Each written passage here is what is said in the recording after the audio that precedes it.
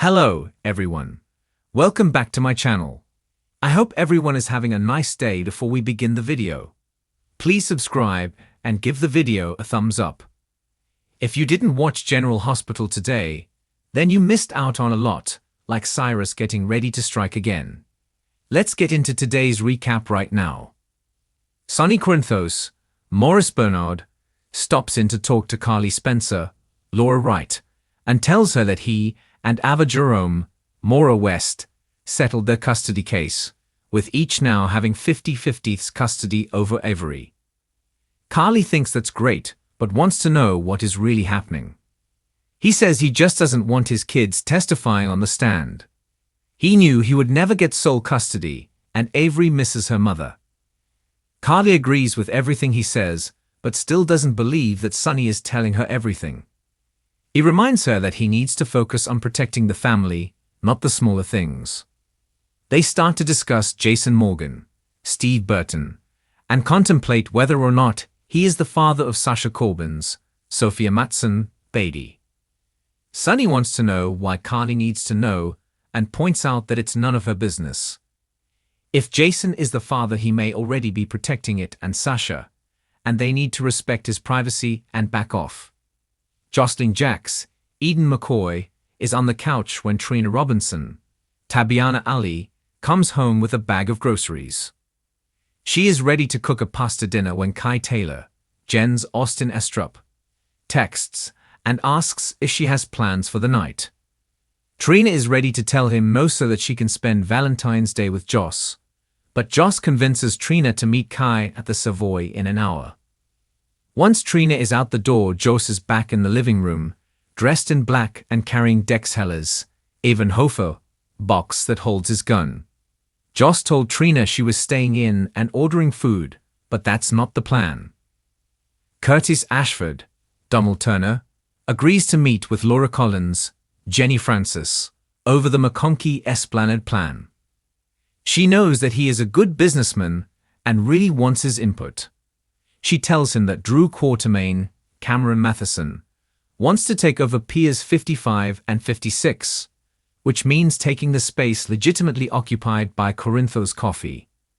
Curtis agrees with Laura that Drew's motivation for this plan is likely to just make things difficult for Sonny and Jason. Laura is also worried about who Drew is bringing into this plan: Jen Sidwell, Carlo Rota.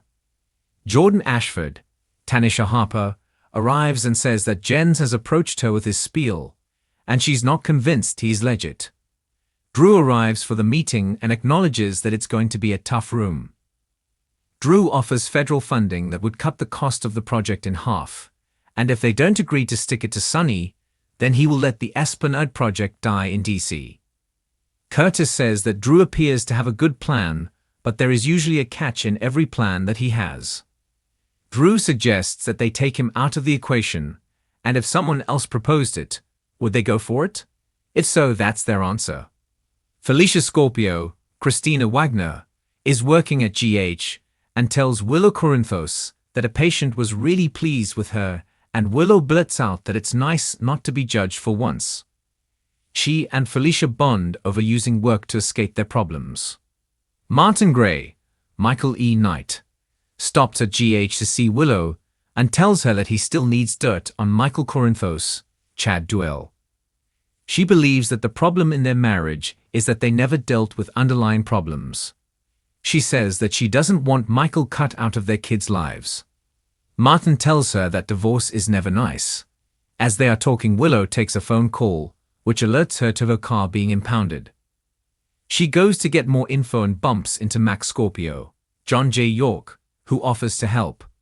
Willow guesses that Tracy Quartermain, Jane Elliott, had her car moved out of the garage on the estate and then towed from the street. She says the car is a hybrid that she owned before marrying Michael, and that it means something to her. General Hospital recap. Mac and Anna agree that if Jason killed Cyrus, it would benefit everyone. Mac stops in to see Anna Devane, Finola Hughes, to find out why Jason is being held for making threats against Cyrus Renault, Jeff Corber. He tells Anna the case is flimsy at best, and she agrees. She says that as long as she has Jason in custody, he can't kill Cyrus. Mac points out that if Jason killed Cyrus, they'd all be better off. Anna says he would leave no evidence, but it still wouldn't be right.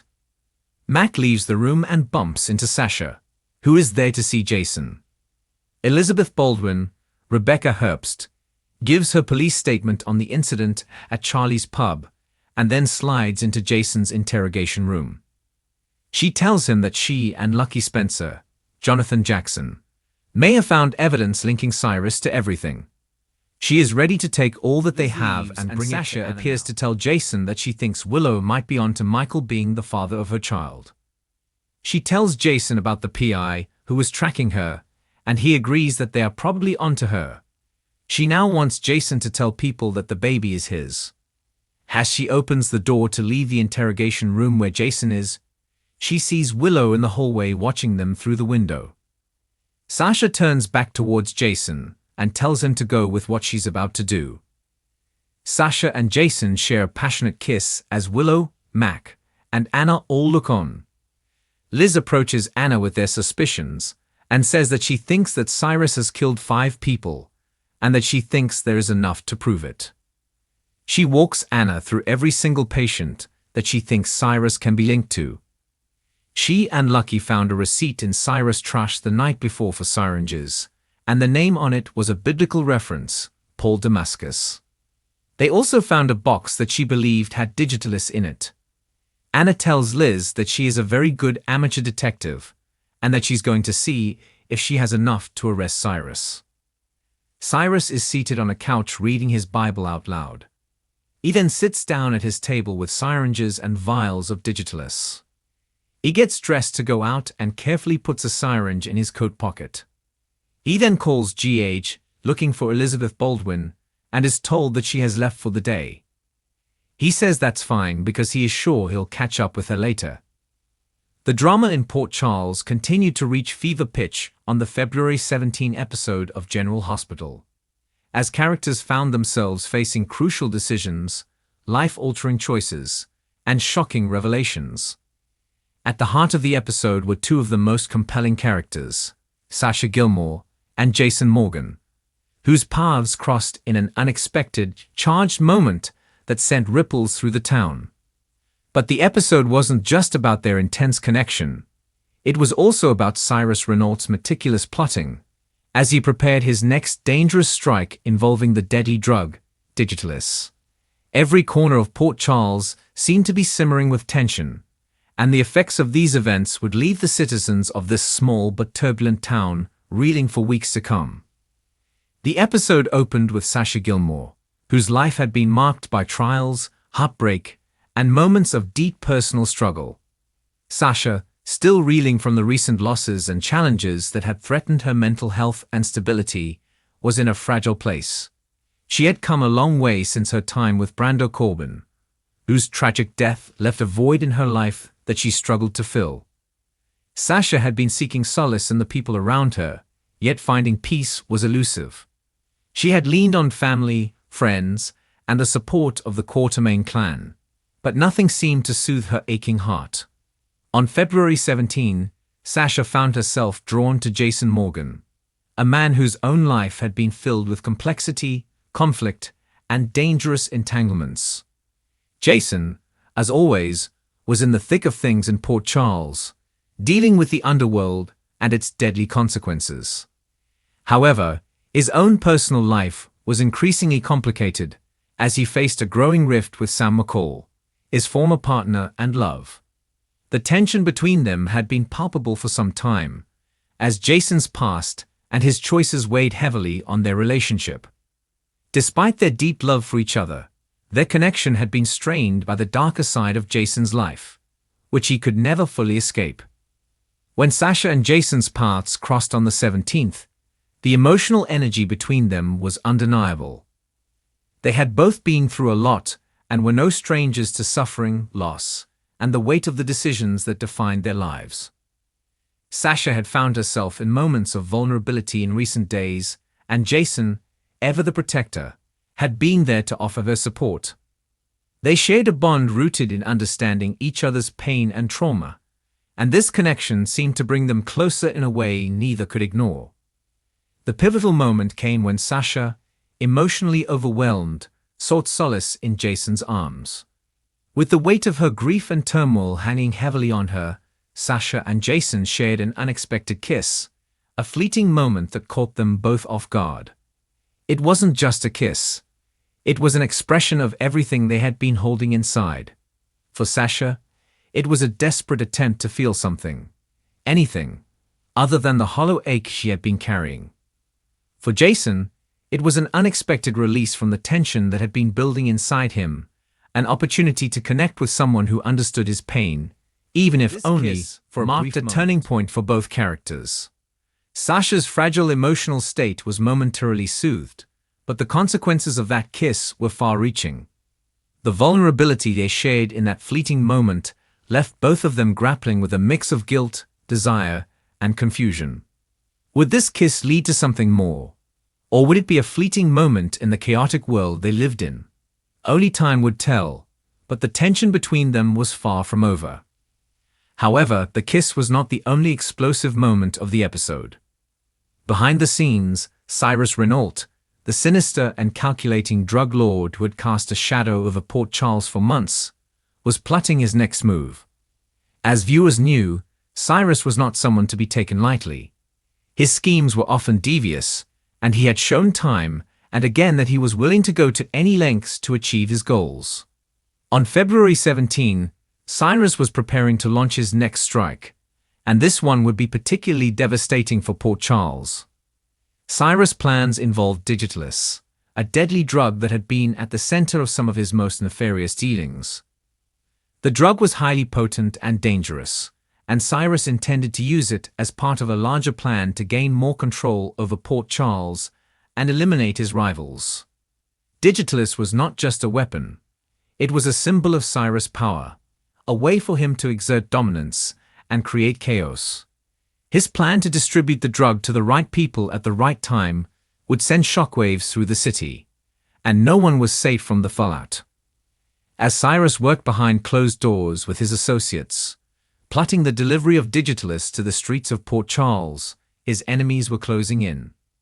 Jason, who had long been one of Cyrus' most formidable foes, knew that the drug lord was planning something major. He had felt the tension building in recent weeks and was determined to stop Cyrus before it was too late. But as Jason continued to navigate his complicated personal life, the clock was ticking, and the stakes were higher than ever. Meanwhile, the tensions between the Corinthos family and their allies were reaching a boiling point. Sonny Corinthos, the patriarch of the powerful crime family, was facing challenges from all directions. His empire was under threat from outside forces, but the internal struggles within his family were equally as dangerous.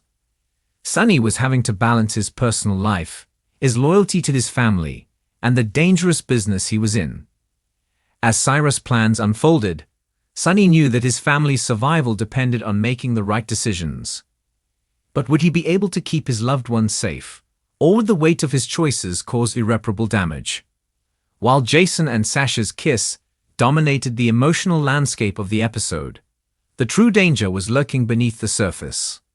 Cyrus' plans for Digitalis were just beginning to take shape, and the ripple effects of his actions would soon be felt by everyone in Port Charles. No one could escape the consequences of his dangerous machinations, and as the stakes grew higher, alliances would be tested, and the balance of power in Port Charles would shift once again. The February 17 episode of General Hospital was a turning point for many characters, with emotional moments, unexpected encounters, and a sense of impending danger hanging over the town. Sasha and Jason's kiss may have been the highlight for many viewers, but the true consequences of their actions, and Cyrus' devious plot, were only just beginning to unfold. As the story progressed, it was clear that this was a pivotal moment in Port Charles' history, and the events set into motion on this day would have repercussions that would be felt for months to come. As the episode came to a close, viewers were left on edge, wondering how these tangled relationships would evolve and how Cyrus would carry out his next dangerous strike.